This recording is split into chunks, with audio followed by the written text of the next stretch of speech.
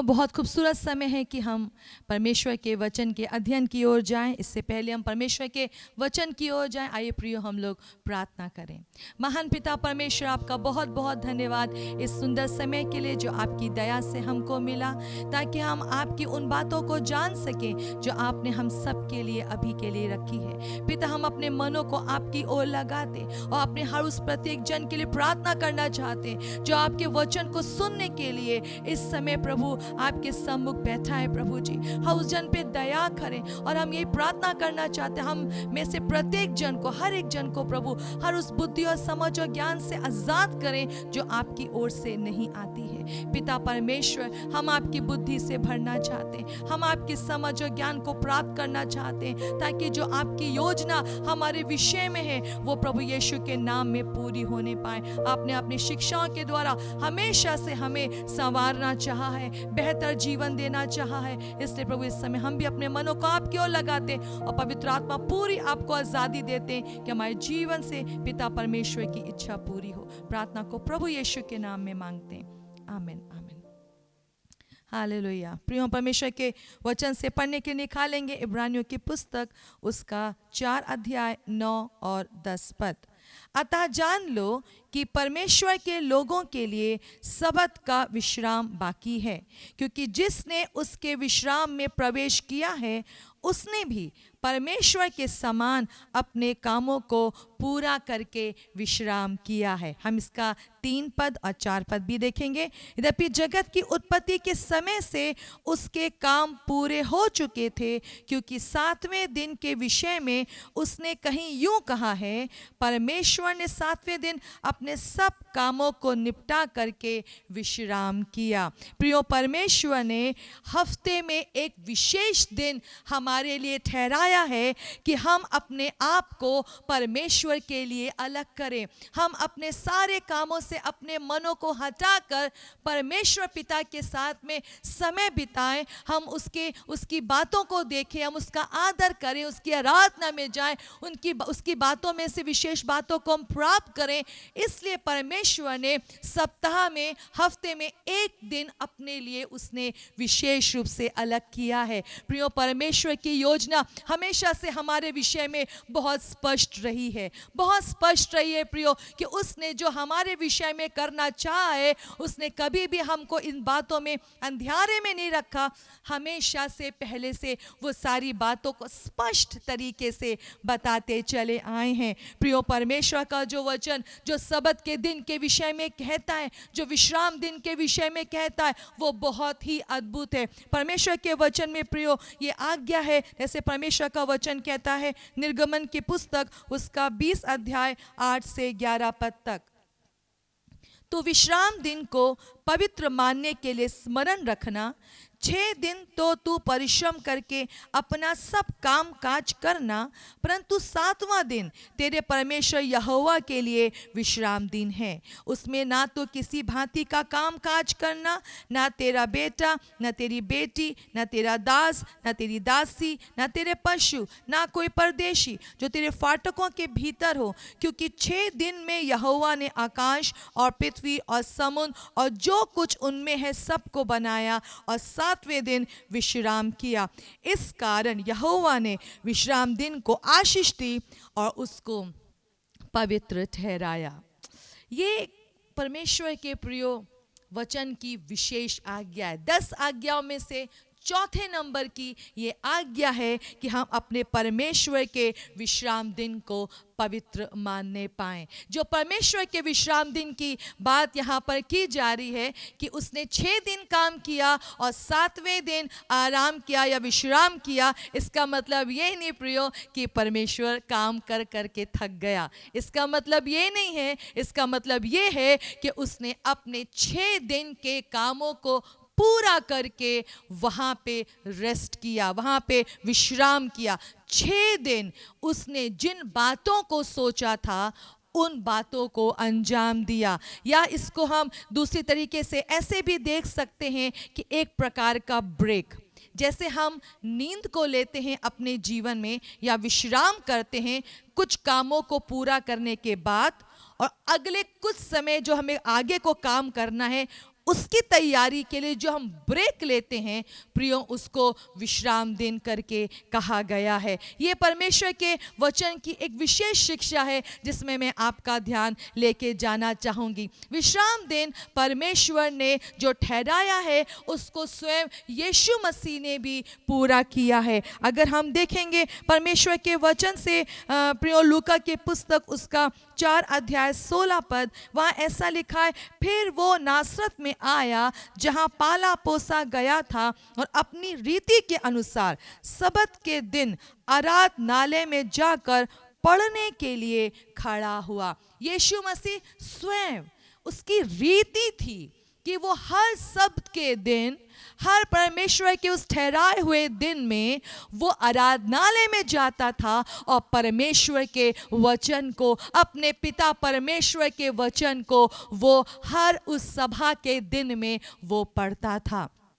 जबकि यीशु स्वयं वचन है, उसको वचन पढ़ने की क्या आवश्यकता। पर प्रियो, प्रभु यीशु मसीह ने अपने पिता की इच्छा को 100% तरीके से पूरा किया। जबकि वो स्वयं परमेश्वर है, जबकि वो स्वयं परमेश्वर का पुत्र है जो सारी बातों को भली प्रकार से जानता है, फिर भी उसने परमेश्वर के तरीके से, अपने पिता के तरीके से चलना सबसे पहले चुना, सबसे पहले चुना। उसके पास ही जीवन है, उसी के पास में विश्राम है। हम इस वचन को जानते हैं अच्छे से। मत्ती की पुस्तक 11 अध्याय 28 पद में ऐसा लिखा है, हे सब परिश्रम करने वालों और बोझ से दबे हुए लोगों, मेरे पास में आओ, मैं तुम्हें विश्राम दूंगा। यीशु जो कि स्वयं विश्राम है, हालेलुया।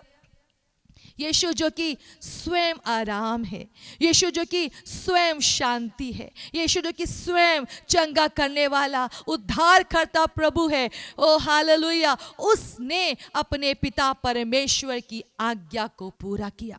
उसने अपने पिता परमेश्वर की आज्ञा को पूरा करना सर्वप्रथम रखा। और वचन में लिखा, अपनी रीति के अनुसार। वो कभी कभी मूड में जब आता था तब आराधनालय नहीं जाता था। जो उसका तरीका था, जो जीने का उसका ढंग था, वो हर समय परमेश्वर के वचन को पूरा करने में लगा रहता था। हमारा प्रभु यीशु मसीह प्रियो, वो घमंड में नहीं जीता था, वो नम्रता और अधीनता का उत्तम उदाहरण है। वो नम्रता और अधीनता का, परमेश्वर के जन होने का, परमेश्वर के पुत्र होने का सबसे उत्तम उदाहरण है। उसने पिता की इच्छा को, आज्ञा को, पुत्र होने के बावजूद भी, परमेश्वर होने के बावजूद भी उसने पूरा किया।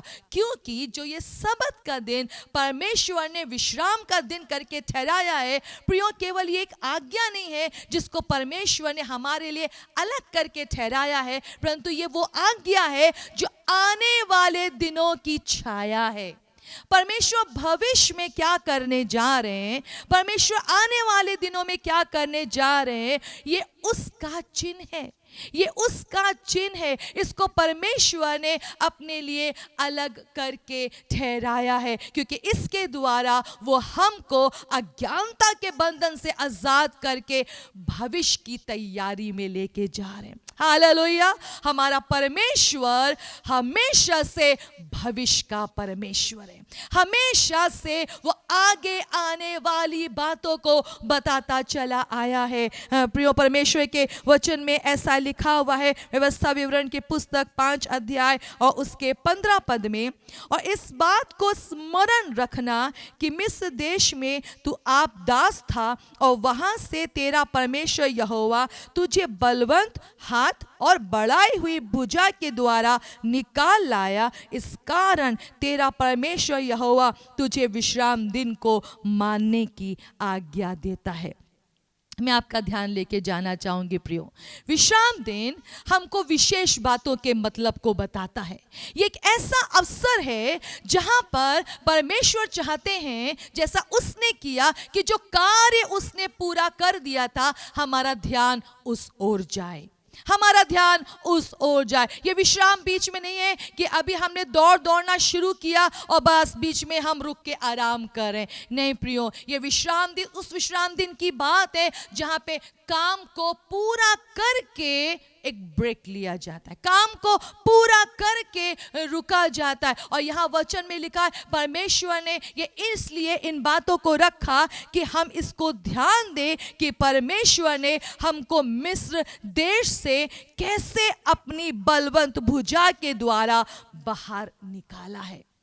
प्रभु चाहते हैं प्रियो, ये जो विश्राम दिन की जो महिमा है वो ऐसी महिमा है कि परमेश्वर चाहते हैं कि हम उसमें उसके कामों को स्मरण करें, जो उसने हमारे जीवन में किया, जो उसने हमारे जीवन में किया, जो उसने हमको पाप के अधिकार से छुड़ाया, दुष्ट की गुलामी से छुड़ाया। इस्राएली जिस समय इस पर्व को मानने के उसमें जाते, परमेश्वर ने उनको उससे पहले फिरौन की सोची समझी गई चाल से आजाद किया। और सिर्फ आजादी ने किया, एक बड़ी बलवंत भुजा के कामों को दिखाकर परमेश्वर ने इस्राएलियों को आजाद किया। और परमेश्वर ने ये हमेशा के लिए स्मरण रखने योग्य इस बात को ठहराया कि इस विशेष दिन में, इन 7 दिनों में से एक दिन, इस दिन में हम परमेश्वर के कामों को स्मरण करें जो उसने हमारे जीवन में किए, जो हमारे जीवन में किए।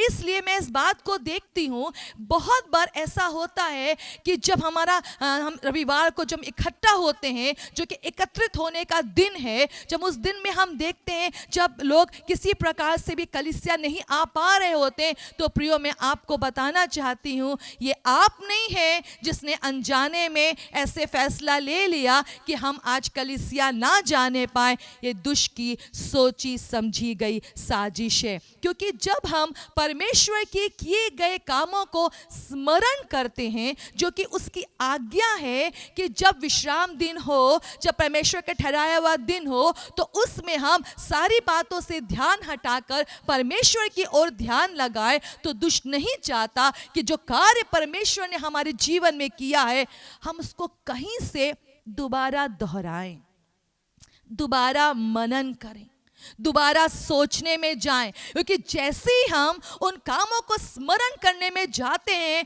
प्रियो, हमने तो अपने जीवन में यही देखा है, हम उत्साह से भर जाते हैं, हम धन्यवाद से भर जाते हैं, हम फिर से आने वाले पड़ाव के लिए, आने वाली समस्या के लिए, आने वाले उस पहाड़ के लिए, उस घाटी के लिए हम पूरी तरीके से तरोताजा हो जाते हैं और नए बल को पा लेते हैं कि जिस परमेश्वर ने हमें बीते दिनों में छुड़ाया वो आगे भी छुड़ाएगा। जिसने बीते दिनों में उस फिरौन की सोची समझी गई साजिश से हमको बलवंत भुजा से आजाद किया, वो आगे भी हमको आजादी देगा। इसलिए हमने इस बात को अनुभव से जाना है प्रियो कि दुष्ट हमको नहीं चाहता कि हम किसी भी रीति से परमेश्वर के उस ठहराए हुए दिन में, जिस दिन हम लोग इकट्ठा होकर परमेश्वर की आराधना करते हैं, हम किसी भी समय वो समय निकाल कर परमेश्वर के सम्मुख आने ना पाएं।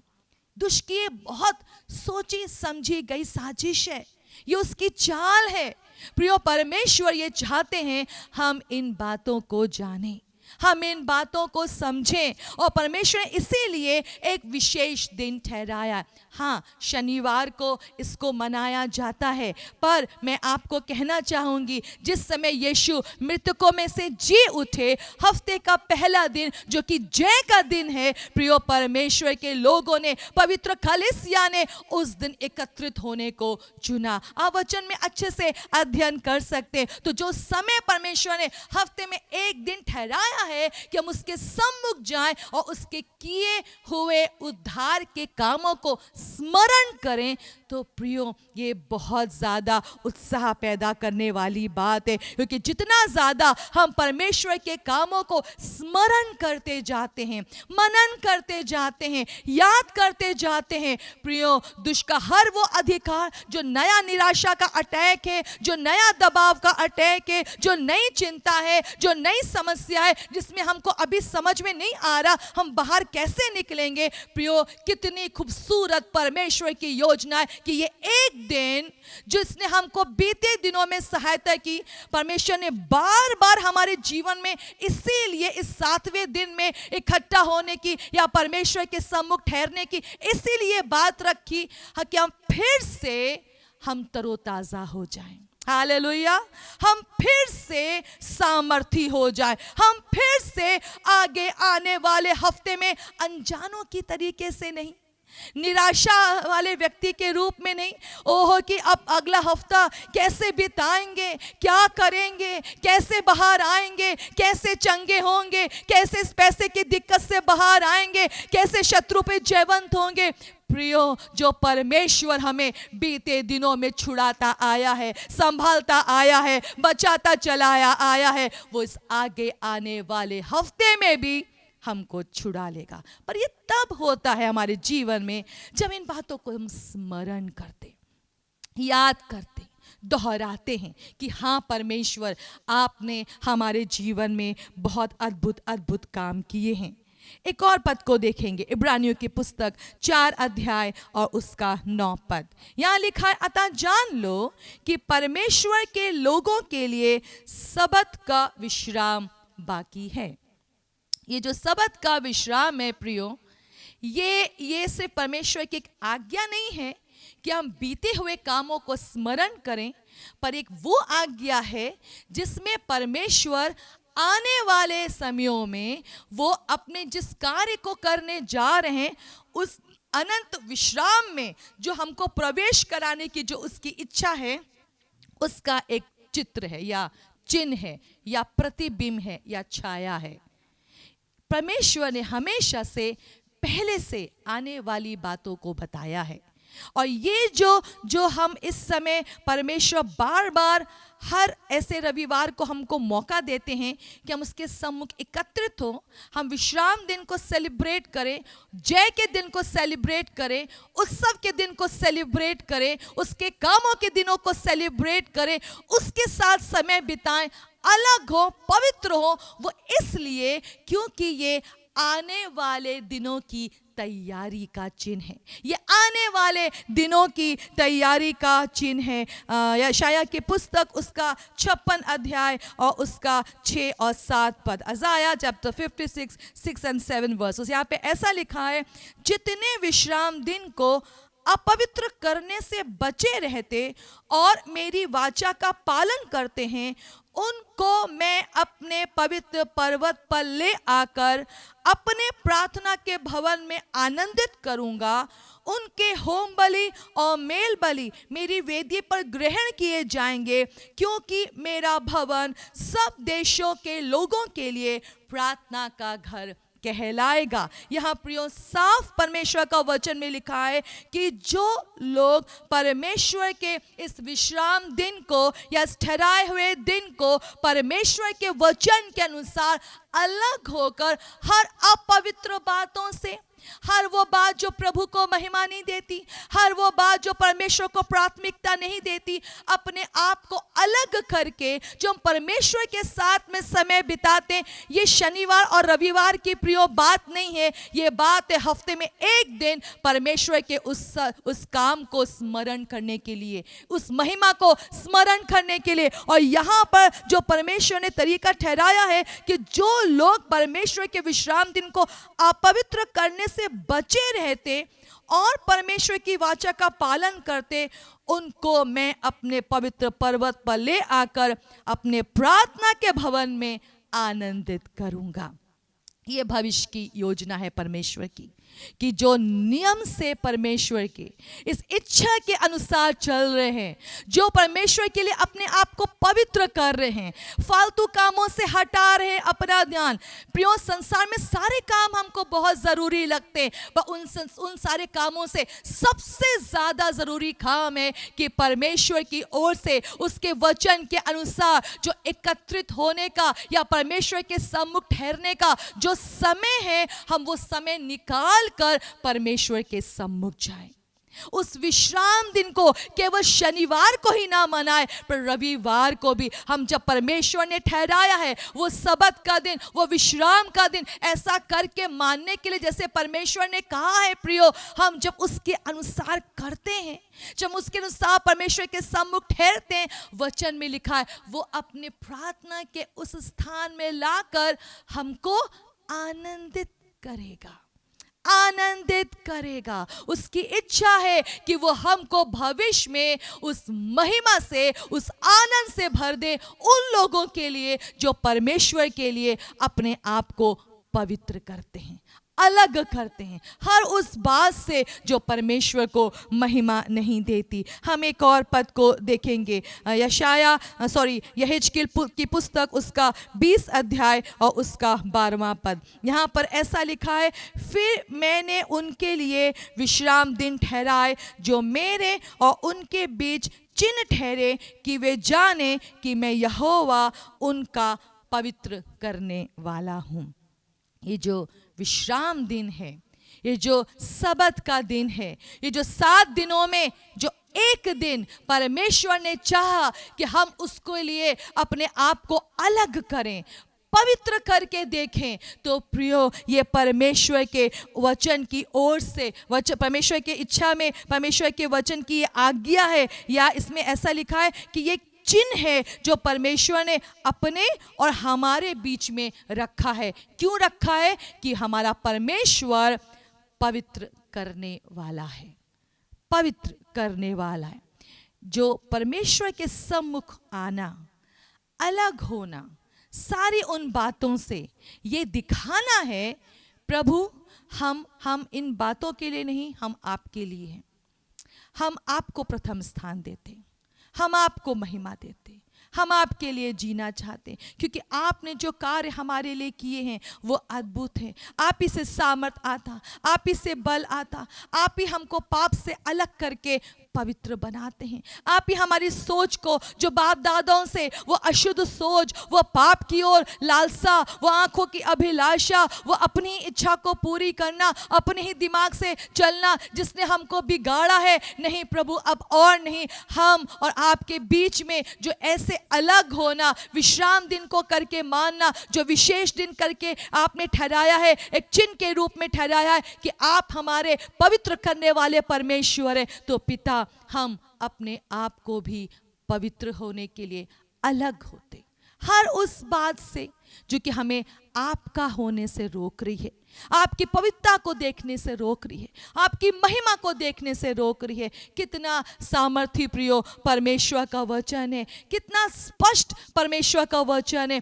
इसलिए प्रियो ये केवल उस दिन की महिमा की बात नहीं है, ये परमेश्वर की इच्छा की बात है कि वो ये चाहता है कि इस सप्ताह के एक दिन हम परमेश्वर के लिए अपने आप को अलग करें, पवित्र करें, पवित्र करें। यशाया की पुस्तक उसका 58 चैप्टर उसके 13 और 14 वर्स को भी हम देखेंगे। यहाँ लिखा है, यदि तू विश्राम दिन को अशुद्ध ना करे, अर्थात मेरे उस पवित्र दिन में अपनी इच्छा पूरी करने का यत्न ना करे, और विश्राम दिन को आनंद का दिन और यहोवा का पवित्र किया हुआ दिन समझकर माने, यदि तू उसका सम्मान करके उस दिन अपने मार्ग पर ना चले, अपनी इच्छा पूरी ना करे और अपनी बात ना बोले, तो तू यहोवा के कारण सुखी होगा। प्रियो ये सच है, परमेश्वर का वचन सत्य है, बिल्कुल स्पष्ट है। और मैं सच में परमेश्वर के वचन के लिए प्रियो आज सच में परमेश्वर का बहुत धन्यवाद करती हूँ, क्योंकि उसकी इन शिक्षाओं ने ही तो हमको यहाँ तक पहुँचाया है। उसकी इन बातों ने ही, अगर कोई ये कहे कि हम सफल नहीं हो पा रहे हैं, अगर कोई ये कहे कि हम मेहनत करने के बावजूद भी, बहुत प्रार्थना करने के बावजूद भी, दसवांश देने के बावजूद भी कोई फायदा नहीं हो रहा है, कोई लाभ नहीं हो रहा है, तो मैं आज आपको उत्साहित करना चाहती हूँ, ओ प्रियो परमेश्वर के वचन पर मन लगाएं, क्योंकि यहाँ पर ऐसा लिखा है, जब हम परमेश्वर के वचन के अनुसार इस विशेष दिन में अपनी इच्छा पूरी नहीं करते, वरन परमेश्वर की इच्छा को पूरी करते हैं, तो यहाँ पर ऐसा लिखा है, तो तू यहोवा के कारण सुखी होगा। यदि परमेश्वर ने हमको ऐसे हफ्ते में एक दिन उसकी ओर देखने के लिए ठहराया है, तो ये इसमें उसका कोई फायदा नहीं है। हाँ, उसका एक फायदा मैं ये सोच सकती हूँ, क्योंकि माँ बाप ऐसे ही सोचते हैं, पिता ऐसे ही सोचता है कि मेरे बच्चे हर समय सुख से रहें, मेरे बच्चे हर समय आनंदित रहें, मेरे बच्चे हर समय प्रसन्न रहें, किसी भली बात की उन्हें घटी ना रहे। वो दाएं देखे, बाएं देखे, आगे देखे, पीछे देखे, सब कुछ में वो परमेश्वर के अपने पिता के अद्भुत कामों को देखने पाए। तो मैं ये सोचती हूँ, अगर परमेश्वर पिता ने ऐसे सोच के हमारे लिए विश्राम दिन को या उस ठहराए हुए दिन में अपने लिए अलग होने के लिए कहा है, तो मुझको लगता है ये सबसे अच्छी बात है। क्योंकि जब परम प्रधान के छाए हुए हम स्थान में बैठते हैं तो हम सर्वशक्तिमान की छाया में ठिकाना पाते हैं। जैसे ही हम प्रभु पिता परमेश्वर की उपस्थिति में आते हैं, जैसे अपने पिता परमेश्वर की निकटता में हम आते हैं, उसके नाम को लेते हैं, पूरी आराधना में जाते हैं, उस सच्चाई में खड़े होते हैं, वचन को अपने हृदय में रखने के लिए अपने मन को खोलते हैं, तो प्रियो ये तो संभव नहीं कि रोशनी बीच में आए और अंधियारा तब भी जिद्दी बन के खड़ा रहे, तब भी जिद्दी बन के खड़ा रहे। क्योंकि जब परमेश्वर का, प्रभु यीशु का, जो कि जगत की ज्योति है, हम जैसे उसका नाम लेते, जैसे अपने पिता परमेश्वर के निकट आते हैं, ओ हालेलुया, अंधियारा अपनी जगह से भाग जाता है। और हर वो बात जो हमको सुख प्राप्त करने से रोकती है, क्योंकि मैंने देखा है बहुत सारा धन सुख की सही परिभाषा नहीं है। बहुत सारा आधुनिक सामान, किसी भी सब जगह नई टेक्नोलॉजी, इट्स गुड, बहुत अच्छा है, पर मेरे लिए सुख वो है कि झगड़े मिटाए जाएं। मेरे लिए सुख वो है कि हमारे बच्चे परमेश्वर का भय मानते हुए उसकी अगुवाई में चलने पाए। हमारी नज़र में सुख वो है कि हमारे जीवन परमेश्वर को वो आदर दे जिसके वो योग्य है, जिसके लिए उसने हमको मिस्र की बंधुआई से आज़ाद किया, और हमारा दिमाग फिर सही तरीके से कार्य करने पाता है। हमको सही और गलत का फर्क पता होता है, किस समय क्या करना चाहिए और क्या नहीं करना चाहिए। हमारी बुद्धि खुलती है और सही टाइम पे बोने के कारण हम सही टाइम पे काटने पाते हैं। इससे बड़ा सुख और क्या होगा कि हम सब कुछ अपनी जगह पर ठीक तरीके से पाते हैं। धन इसकी सिर्फ ये दुनिया का मापदंड है कि जिसके पास बहुत सारा धन है वो बहुत सुखी है। पर हमने देखा है प्रियो, बहुत सारा धन होने पर भी वो मूंग की दाल का पानी या रोटी का पतली छिलका लोग खाते हैं अंत के समयों में। बहुत सारा धन सुखी होने की परिभाषा नहीं है। परमेश्वर हमारे संग में है कि नहीं, ये सुखी होने की सही परिभाषा है। क्योंकि यदि परमेश्वर ने हमको ऐसे पवित्र होने के लिए बुलाया है, तो नेचुरली जब हम परमेश्वर की पवित्रता से प्रेम करना स्टार्ट करते हैं, उसके लिए अपने आप को फालतू की बातों से अलग करते हैं, गलत बीजों को अपने जीवन में बसने नहीं देते, गलत कार्यों से अपने आप को नहीं भरते, तो फिर हम गलत काटने भी तो नहीं जा रहे हैं। क्योंकि जो हम बोएंगे हम वही काटेंगे। यदि अपने इन 24 घंटों में, अपने पूरे हफ्ते के इन समयों में जब हम सही बात को बो रहे हैं, सही बात को कर रहे हैं, जिसको परमेश्वर जैसे सृष्टि की रचना करी उसके नियम का पालन कर रहे हैं, उसकी आज्ञा का पालन कर रहे हैं, तो हम फिर राइट टाइम पर सुख की कटनी भी तो काटेंगे। ये प्रभु की विशेष दया है प्रियो, जो उसने हम पर करी। उससे ज्यादा हमको सुखी कौन देखना चाहता है? उससे ज्यादा सफल हमको कौन देखना चाहता है? इसी के 14वें पद में ऐसा लिखा, जो मैं पूरा पढ़ना चाहूंगी। तो यहोवा के कारण सुखी होगा और मैं तुझे देश के ऊंचे स्थानों पर चलने दूंगा। मैं तेरे मूल पुरुष याकूब के भाग की उपज में से तुझे खिलाऊंगा, क्योंकि यहोवा ही के मुख से ये वचन निकला है। Hallelujah, hallelujah. ये स्वयं परमेश्वर का प्रिय वचन है कि उसने हफ्ते का एक दिन अपने लिए इसलिए अलग किया है कि हम पवित्र होने पाए, उस पवित्र यहोवा की ओर देखने पाए, अपने पिता परमेश्वर की ओर देखने पाए, उसकी दया को स्मरण करने पाए, ताकि हम सुख से रह सके, सुख से रह सके। कितना सामर्थी परमेश्वर का वचन है, कितनी बड़ी दया हमारे परमेश्वर की है। तो फिर हम अपने जीवन में कई बार तो मैं देखती हूँ बहुत सारे कुछ लोग ऐसे हैं जो कि बिकॉज पास्टर होने के नाते हम इस बात को देखते हैं कि कुछ लोग रेगुलर हैं कलीसिया में, हर संडे निकल कर आते हैं, जो एक इकट्ठा होने का परमेश्वर की दया से पवित्र आत्मा की ओर से एक दिन ठहराया गया है कि हम उस दिन परमेश्वर के उन कामों को स्मरण करें, धन्यवाद दें, आदर में जाएं। फिर भी हम देखते हैं कि वो छुटकारा कहीं ना कहीं मिसिंग है, वो परिवर्तन जीवन में दिखाई नहीं देता, वो गड़बड़ियां नजर आती हैं। तो हम क्या करें? आइए हम इब्रानियों की पुस्तक अपने उस विशेष टेक्स्ट में हम फिर से जाएंगे और उसके 4 अध्याय के हम पहले पद से कुछ विशेष बातों को देखेंगे। यहाँ पर ऐसा लिखा है, इसलिए जबकि उसके विश्राम में प्रवेश करने की प्रतिज्ञा अब तक है, तो हमें डरना चाहिए, ऐसा ना हो कि तुम में से कोई जन उससे वंचित रह जाए, क्योंकि हमें उन्हीं की तरह सुसमाचार सुनाया गया है, पर सुने हुए वचन से कुछ लाभ ना हुआ, क्योंकि सुनने वालों के मन में विश्वास के साथ नहीं बैठा।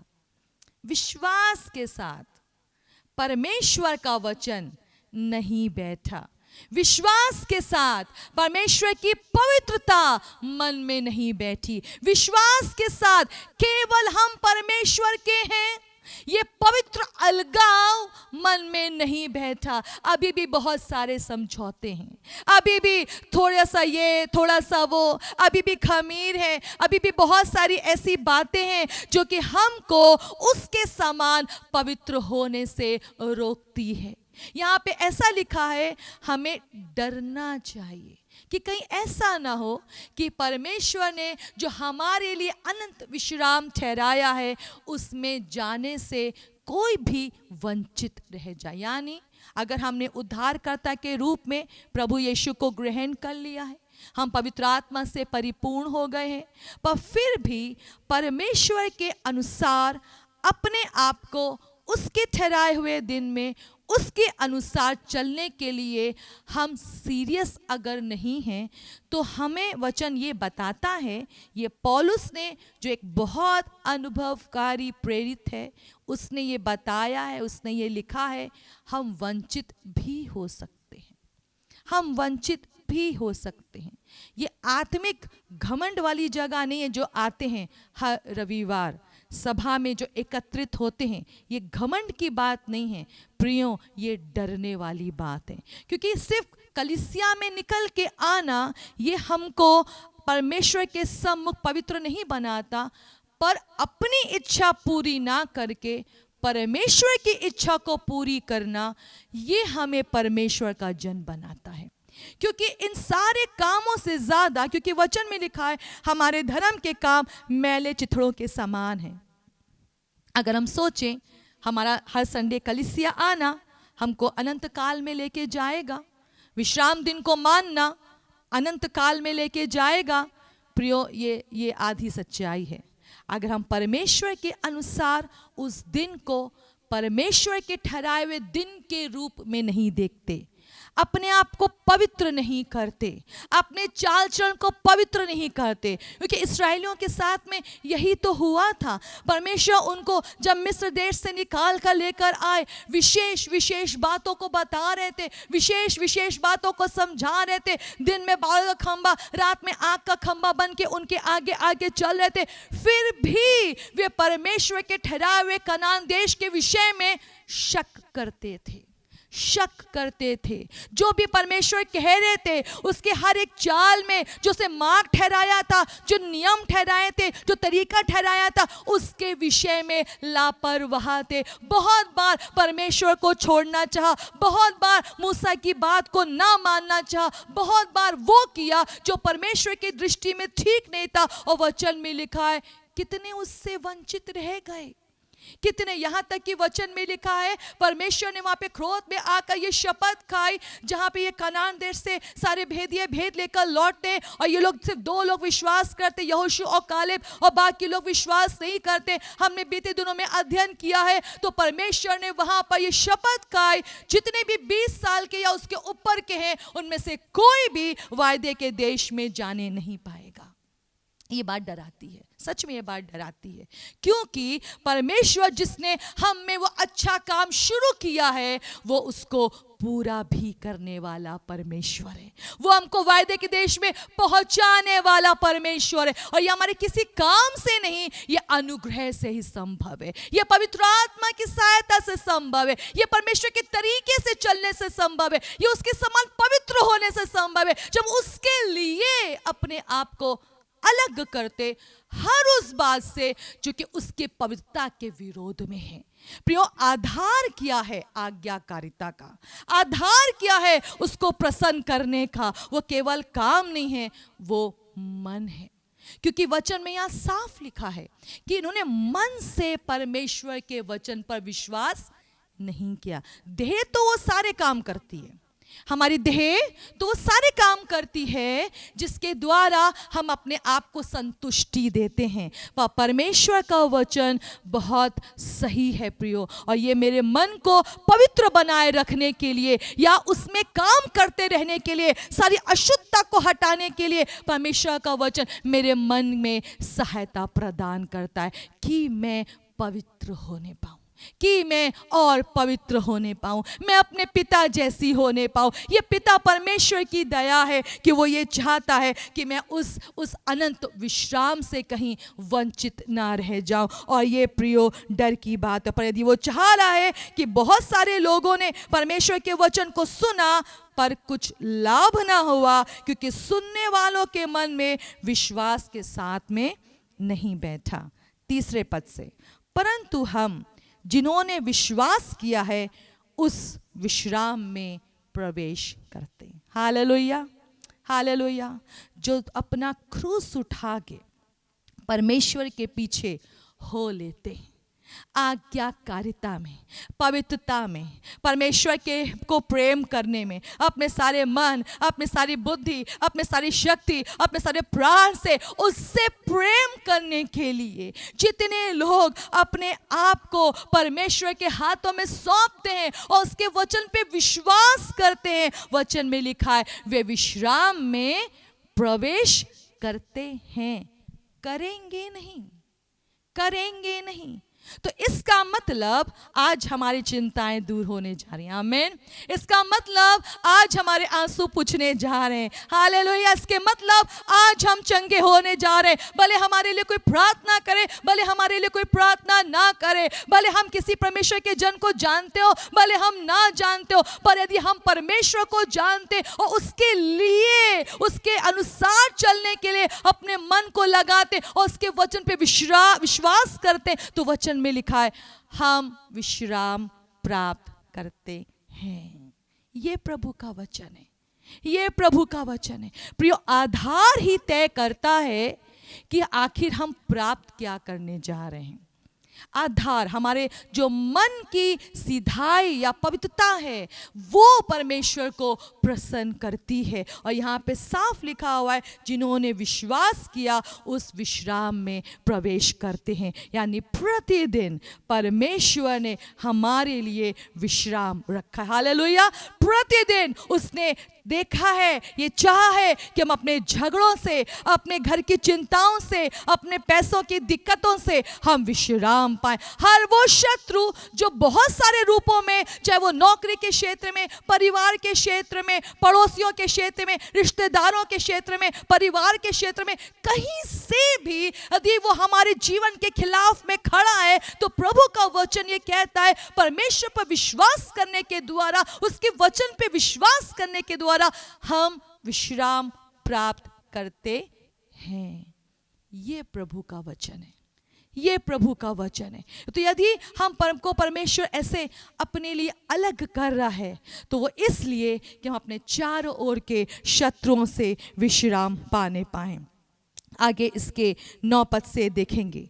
अतः जान लो कि परमेश्वर के लोगों के लिए सबत का विश्राम बाकी है, क्योंकि जिसने उसके विश्राम में प्रवेश किया है उसने भी परमेश्वर के समान अपने कामों को पूरा करके विश्राम किया है। अब ये बात तो बहुत डरा रही है, अब ये बात तो बहुत डरा रही है। हम सबके पास में प्रियो परमेश्वर की ओर से विशेष बुलाहट है।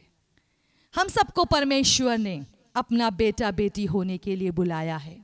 हम सबको परमेश्वर ने विशेष दान वरदान दिए हैं। हम सबको परमेश्वर ने अपने राज के राजदूत करके बुलाया है, पवित्र समाज करके अलग किया है। तो परमेश्वर की ओर से जो आने वाली महिमा है, जो आने वाला अनंत विश्राम, जो सबत का विश्राम जो बाकी है, जैसे परमेश्वर का वचन बताता है, ये उन लोगों के लिए है जो अपने काम को पूरा करते हैं, पूरा करते हैं। इसके मतलब ये नहीं कि प्रियो मैंने पूरा कर लिया है इसलिए मैं ऐसी बात बता रही हूँ।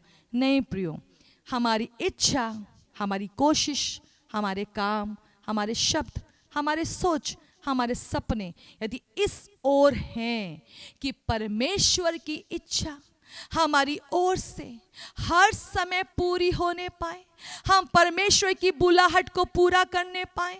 हम निर्बल हैं, हम कमज़ोर हैं, हम बुद्धिहीन हैं, हमको परमेश्वर की सहायता की आवश्यकता है। पर यदि हम निशाने की ओर दौड़े चले जा रहे हैं, ओ प्रियो, बहुत सारे काम कर पाते हैं, बहुत सारे काम नहीं कर पाते, पर अपने दिल की सच्चाई में हमारी ओर, हमारी कोशिश उस ओर कितनी है ये परमेश्वर जानते हैं।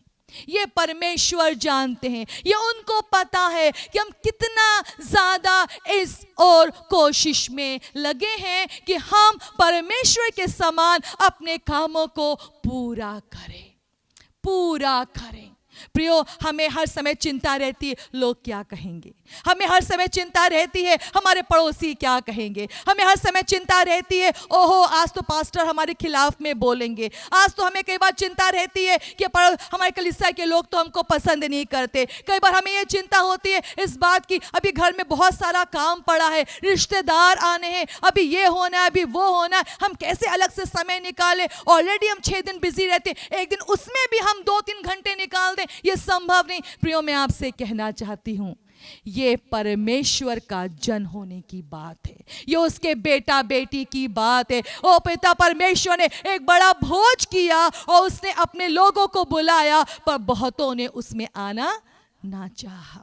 प्रियो, ये दुख की बात है, ये दुख की बात है। विश्राम में वही प्रवेश करने जा रहे हैं जो अपने कामों को पूरा करेंगे। जैसे परमेश्वर ने 6 दिन सृष्टि की रचना करी और 7वें दिन विश्राम किया, मैं उस विश्राम की बात कर रही हूँ। प्रभु ने, जब मैंने इस बात को पाया कि मुझे ये वाली बात शेयर करनी है, प्रियो, मैं खुद डरी, क्योंकि मेरे लिए भी इन बातों को मैं, प्रभु आप क्या कहना चाह रहे हैं, आप क्या बोलना चाह रहे हैं, क्योंकि ये वचन हमको लगातार काटता और छाता, गूदे गूदे को, गांठ गांठ को वार पार छेद के अलग करता है, मन के विचारों को भली भांति समझता है। प्रियो, परमेश्वर यही चाहते हैं हम उसके आज्ञाकारी जन होने पाए। इसमें आगे को लिखा हुआ है 11वें पद में, अतः हम उस विश्राम में प्रवेश करने का प्रयत्न करें, ऐसा ना हो कि कोई जन उनके समान आज्ञा ना मानकर गिर पड़े। किनके समान? किनके समान आज्ञा ना मानकर गिर पड़े?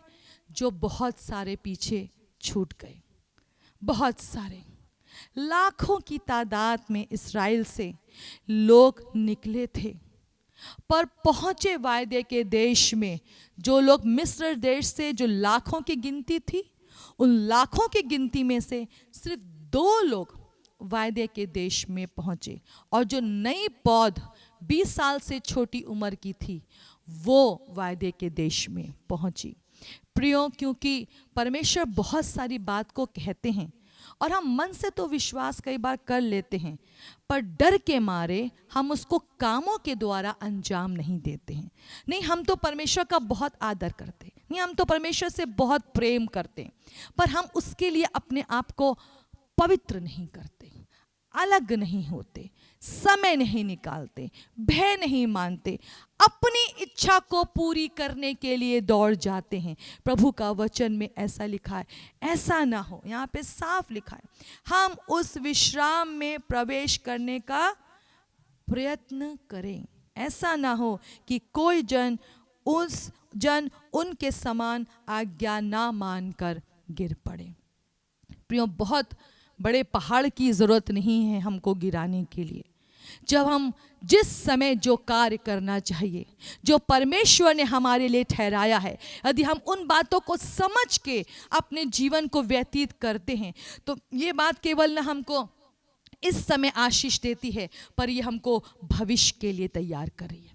ये हमको भविष्य के लिए तैयार कर रही है, क्योंकि भविष्य में जो परमेश्वर के साथ वही लोग जाने जा रहे हैं, परमेश्वर के साथ वही लोग रहने जा रहे हैं जो उसके बेटा बेटी हैं, जो उसके बेटा बेटी हैं। जैसे पिता करता है वैसे बच्चे भी करते हैं। जैसे पिता ने अपने काम को पूरा किया वैसे उसके बच्चे भी अपने काम को पूरा करते हैं। हर समय वे प्रयत्न में लगे रहते हैं कि कैसे हमारे जीवन से पिता की इच्छा पूरी हो। हाँ, ये ज़रूर है प्रियो कि दुष्ट बहुत सारी रणनीति को बनाता है, पर मैं आपसे ये भी कहना चाहूँगी, परमेश्वर के वचन और उसकी आज्ञाएं आपको छुड़ा लेगी। आमीन।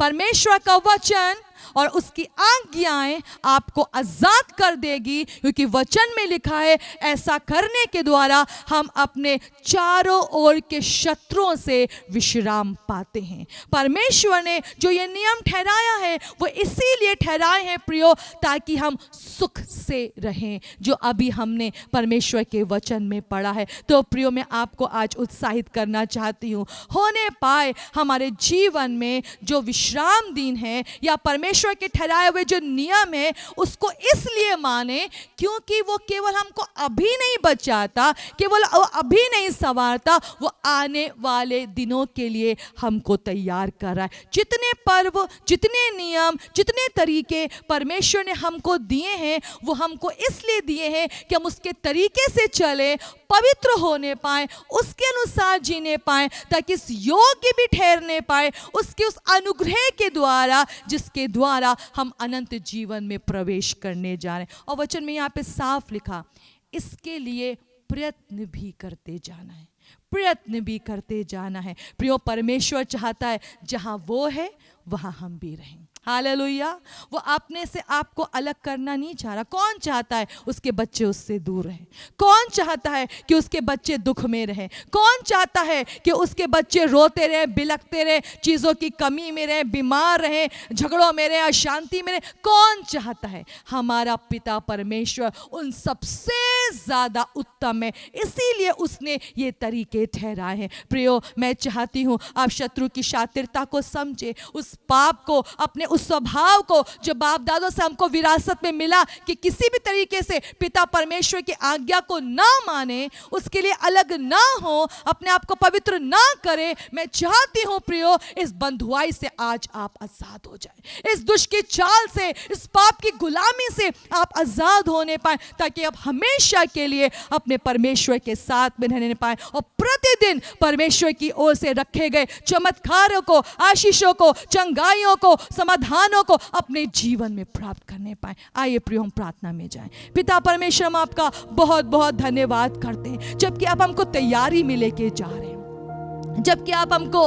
हमेशा के लिए अपने पास में रखने के लिए हमको तैयार कर रहे हैं, हमको पवित्र बना रहे हैं, हमको पाप से अलग होने के लिए बोल रहे हैं, अपनी इच्छा पे आप हमको चलाना चाह रहे हैं, क्योंकि हमारी इच्छाओं ने तो हमेशा हमको नरक की ही ओर धक्का दिया है। पर जबकि आप हमारे जीवन में कार्य कर रहे हैं, तो पिता मैं प्रार्थना करना चाहती हूँ हम सबकी बुद्धि और समझ और ज्ञान खुलने पाए, ताकि हम आपके तरीकों को, आपके वचन को आपके तरीके से समझने पाए, आपके नजरिए से समझने पाए, ताकि आपकी जबकि इच्छा ये है कि हम सुख से रहें और हमेशा आपके साथ में रहे, हमेशा के लिए विश्राम में प्रवेश करने पाए, हमेशा के लिए विश्राम को एंजॉय करने पाए, आपके कार्यों को देखने पाए, तो होने पाए प्रभु हमारा कोई भी जन, हमारे परिवार के लोग, हमारे घरानों के लोग, हमारी खलीसिया, हमारा शहर, हमारा प्रदेश, हमारा देश, हमारे संसार के लोग प्रभु इससे वंचित न रहने पाए। हमारे हिस्से में हम सब जो आपके कहलाते हैं, हम चाहते हमसे शुरुआत करें, ताकि प्रभु हमारा आज्ञाकारिता का जो आधार है प्रभु, ओ प्रभु जो आपको प्रसन्न करने का जो आधार है प्रभु, वो होने पाए आपके अनुसार, अपने आप को पवित्र करने के द्वारा होने पाए, मन से विश्वास करने के द्वारा, आज्ञाकारिता करने के द्वारा आपके अनुसार जीवन को व्यतीत करना होने पाए, ताकि प्रभु हम प्रतिदिन, आपकी इच्छा है कि हम विश्राम को एंजॉय करें, हम सब एंजॉय करने पाए, क्योंकि आपने अपने लोगों के लिए सुख ही रखा है। धन्यवाद करते पिता आपकी सुंदर योजना के लिए, पवित्र आत्मा की विशेष सहायता को मैं अपने प्रत्येक जन के लिए मांग लेती हूँ, ताकि वो अपने जीवन के सारे क्षेत्रों में आपकी ओर से विश्राम पाने पाए। प्रार्थना प्रभु यीशु के नाम में मांगती, आमेन।